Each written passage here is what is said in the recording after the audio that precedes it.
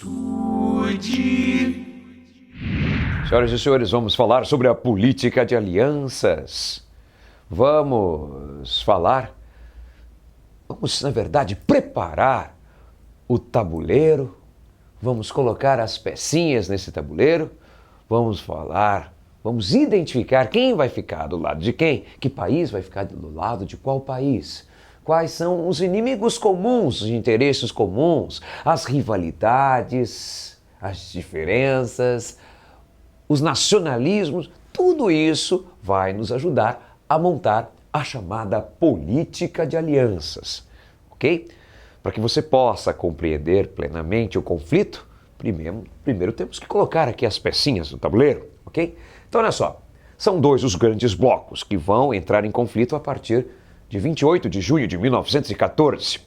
De um lado, nós temos um bloco conhecido como Tríplice Aliança, do outro lado, a Tríplice Entente, ou como os franceses chamam, Tríplice Entente, ou seja, Tríplice Acordo. Ora, proponho o seguinte, vamos começar com a Tríplice Entente. Entente, não se remete ao biquinho, Entente, francês, isso mesmo. Então, aqui deste lado, olha só, vamos colocar a França. Ora, lembrando aquelas rivalidades que nós já estudamos anteriormente. Que nação a França não gosta? A França quer vingança? Para qual nação a França perdeu a Alsácia e a Lorena? Territórios ricos em carvão mineral e ferro, que proporcionaram uma rápida industrialização. Ora, a Alemanha. Obviamente, se a Alemanha é odiada pelos franceses, eles não vão ficar do mesmo lado. Concorda comigo? Portanto, deste outro lado, do lado da Tríplice Aliança, vamos colocar a Alemanha. Deutschland. Aqui está. Ora, não sei se você está lembrado, mas os alemães tinham uma nação que estava muito incomodada com a rápida industrialização da Alemanha, uma nação que estava perdendo mercados consumidores para os alemães, que temia a construção por parte da Alemanha da estrada de ferro Berlim-Bagdá. Ora, que nação é essa que estava preocupada com o avanço alemão, com o militarismo alemão e com o crescimento econômico da Alemanha? É a Inglaterra. Ora, você concorda comigo que, diante dessa rivalidade, a Inglaterra não vai ficar do mesmo lado da Alemanha? Obviamente que não. Não vai ficar do mesmo lado da Alemanha, mas vai ficar do lado, portanto, da França. Aqui está. Inglaterra. Mas, professor, Dimas, ingleses e franceses são tão amigos assim para ficarem juntos? Temos rivalidades históricas desde a Idade Média, a Guerra dos 100 Anos. Isso é passado. Isso é passado. Neste momento, franceses e ingleses, apesar das diferenças, das animosidades históricas, têm algo em comum. O quê? Um inimigo, que é a Alemanha. Ora, mas a Alemanha não está sozinha. Existe uma nação que, assim como a Alemanha, teme o expansionismo russo, teme a conquista de territórios por parte do chamado Império Russo. Olhando aqui no mapa, temos a Alemanha, aqui está a Rússia. Qual é a outra nação que também teme o expansionismo russo? O Império Austro-Húngaro. Aliás, os austríacos também são de origem étnica germânica, tudo em comum com os alemães. Portanto, aqui está, um aliado da Alemanha em relação a uma possível expansão russa. Então aqui está, temos também o Império Austro-Húngaro. O Império Austro-Húngaro, ok? Ora, portanto, se alemães e austríacos estão do mesmo lado, obviamente que do outro lado está a Rússia.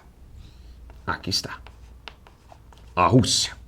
Vale lembrar que ingleses e franceses já tinham buscado uma aliança com a Rússia no sentido de fazer o quê?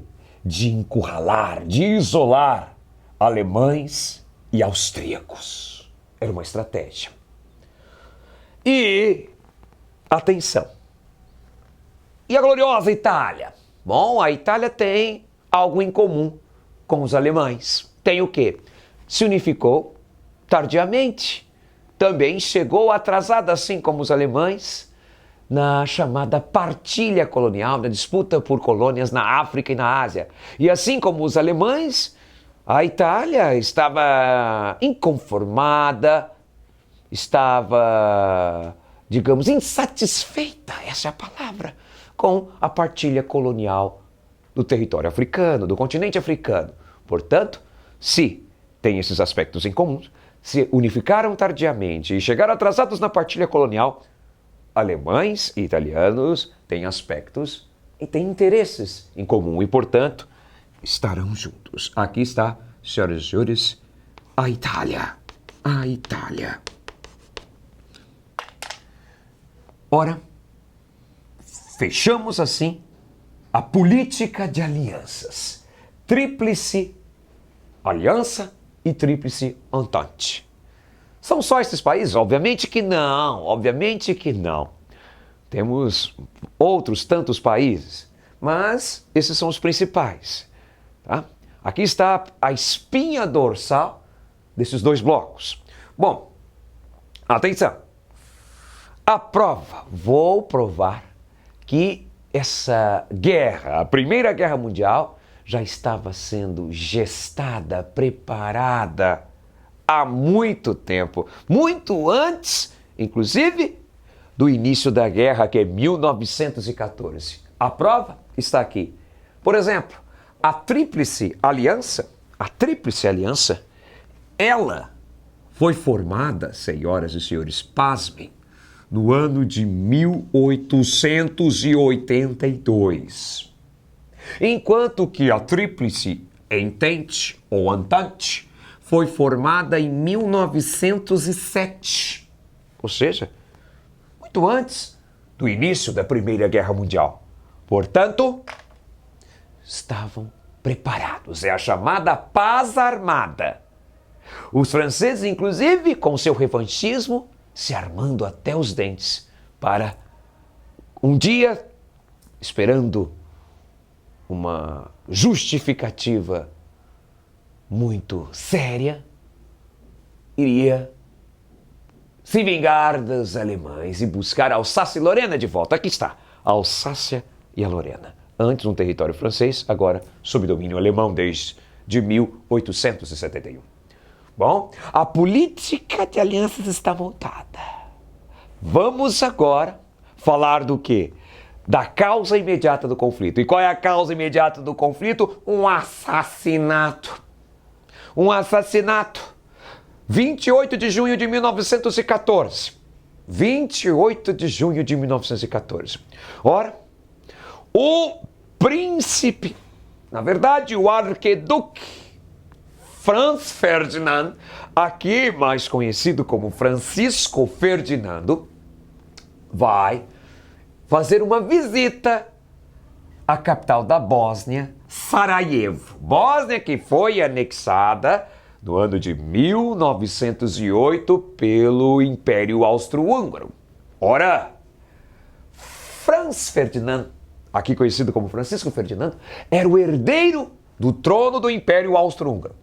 Ele foi fazer uma visita, foi tentar convencer a população da Bósnia das vantagens de fazer parte do Império Austro-Húngaro. Foi mostrar todo o seu apreço, seu suposto amor por aquele povo. Ele foi até alertado. Oh, arquiduque, não vá, as pessoas não gostam muito de você lá não, hein? Não vai pra lá não. Não, eu vou dar um voto de confiança para esse povo. E ele foi. Às 10 horas ele desembarcou na estação ferroviária de Sarajevo, capital da Bósnia. resolveu fazer o trajeto até a prefeitura de Sarajevo em carro aberto. Em carro aberto. Carro conversível. Ele e sua esposa, a princesa Sofia. Ele foi. E o que ele não sabia é que havia na cidade um grupo nacionalista radical sérvio chamado a Mão Negra. São três sérvios que vão tentar, digamos, realizar um atentado, né? Um assassinato. Vão tentar e vão conseguir. São três, porque se o primeiro não conseguisse, seria o segundo. Se o segundo não conseguisse, seria o terceiro. Ok? O primeiro, o carro estava passando, vale lembrar que eles contaram com a ajuda de pessoas que estavam na organização do evento, tá? Tinham informações privilegiadas e vão se colocar em posições estratégicas em 3 locais diferentes da cidade de Sarajevo, ok? No primeiro momento, o carro está passando. O arquiduque Franz Ferdinand e Sofia acenando para o povo.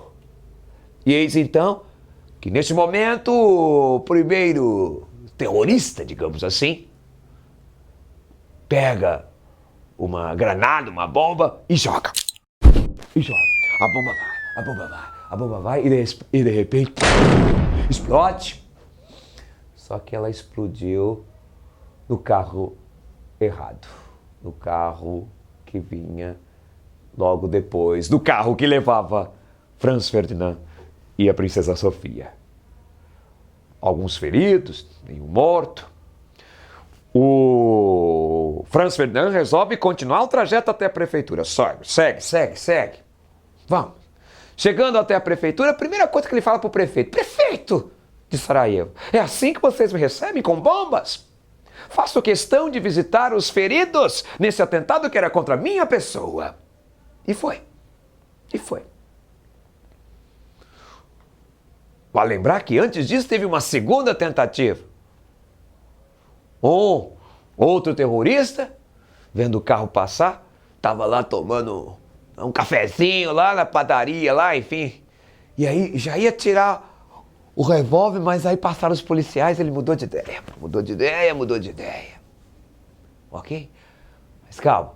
O Franz Ferdinand vai visitar os feridos lá no hospital e a segurança dá garantia para ele. Ô, seu Franz, fique tranquilo, você acha que aqui só tem assassino, aqui em Sarajevo? Mas vamos fazer o seguinte, para sua segurança, nós vamos alterar o trajeto aqui da sua visita à nossa querida cidade de Sarajevo. Ok, tudo bem, vamos fazer isso. Detalhe, só esqueceram de entregar esse novo trajeto para o motorista. Ele não sabia. Então o que aconteceu? Ele conduziu o carro com a princesa Sofia, com Franz Ferdinand, a sua esposa, grávida inclusive, e o trajeto original. E o terceiro terrorista da organização nacionalista sérvia Mão Negra, Gavrilo Princip, estava lá. E de repente ele vê o carro passando. Ele fala: pô, é minha chance. Eu vou entrar para a história da Sérvia. É pela Sérvia. Seus malditos austríacos, vocês anexaram a Bósnia. E a Bósnia faz parte da grande Sérvia. Pegou sua Brownie modelo 1910 e sentou o aço. 1,5 metro de distância. Tiros que acertaram o pescoço de Franz Ferdinand e acertaram, olha só que pena, a princesa Sofia, que estava grávida. Ora, o governo, deixa eu guardar minha arma, só um minutinho. O governo austríaco tomar conhecimento da morte do seu príncipe herdeiro vai exigir do governo da Sérvia, porque descobre que se trata de um sérvio que realizou esse atentado. Um sérvio, a Sérvia, lembrando que queria há muito tempo a Bósnia. Ora, o que o governo do Império Austro-Húngaro exige? Que suas autoridades possam participar das investigações em território sérvio para acabar com essa organização nacionalista. A Sérvia então diz, não, a gente não pode fazer isso, essa é uma questão que somente nós sérvios temos que cuidar. Ah, é? Então é guerra.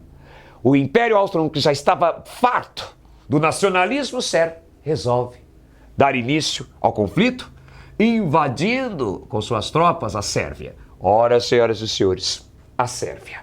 A Sérvia tinha feito uma aliança com a Rússia.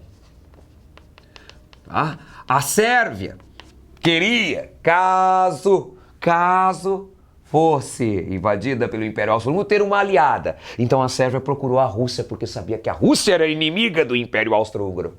Ora, senhoras e senhores, atentem agora para o chamado efeito dominó. Acabei de derrubar a primeira peça. Agora, vocês vão ver, é uma reação em cadeia. Ora, senhoras e senhores, quando o Império Austro-Húngaro invade a Sérvia, o que a Rússia vai fazer? A Rússia vai falar, opa, Skavurska, vocês atacaram um aliado da gente, um aliado da Rússia. Então a Rússia declara guerra ao Império Austro-Húngaro. Ora, quando a Alemanha, opa, mexeu com nossa amiga Áustria. Mexeu com a nossa amiga Áustria, mexeu com a gente. Resultado, a Alemanha então declara guerra à Rússia. Ora, a Inglaterra diz, hey man, estão mexendo com o nosso friend Rússia?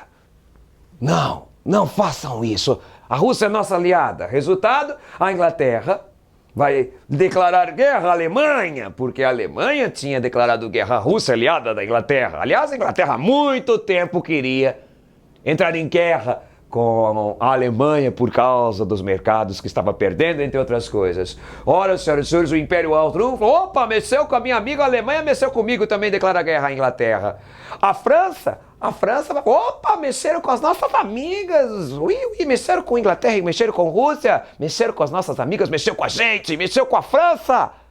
Liberté, égalité, fraternité, vamos ver. Senhoras e senhores, a França então vai declarar guerra à Alemanha, vai declarar guerra ao Império Austro-Húngaro. Aliás, a França estava louca para declarar guerra à Alemanha porque queria a Alsácia-Lorena de volta. É o revanchismo francês. Ora, e a França diz, mexeu com as nossas amigas. Então, senhoras e senhores, está pronta. Aí você vai falar, professor Dimas, e a Itália? A Itália é o seguinte, a Itália é interessante aqui a situação da Itália. Até o início da Primeira Guerra Mundial, até 1914, 1915, a Itália estava do lado da Tríplice Aliança, certo? Mas aí, no encontro secreto com representantes do governo francês e inglês, ingleses e franceses fazem uma proposta para os italianos. Italianos, venham para o nosso lado. Venham para o nosso lado, ficaremos mais fortes. E se ficarmos mais fortes, olha só, nós prometemos nós, franceses e ingleses, territórios aqui que pertencem ao Império Austro-Húngaro para vocês, italianos. Olha só que legal. Os italianos, então, responderam, sim, gostamos da proposta. Então, a Itália, em 1915, faz o quê? Vira a casaca, muda de lado. Senhoras e senhores, começou a guerra. É a Primeira Guerra Mundial. Vimos o efeito dominó, a política de alianças agora funcionando plenamente e a causa imediata, o assassinato de Franz Ferdinand. No próximo episódio, as fases da guerra. A guerra de trincheira. Vamos falar das metralhadoras, da utilização da aviação. Vamos falar dos tanques. Não perca, ok? É isso aí. Estude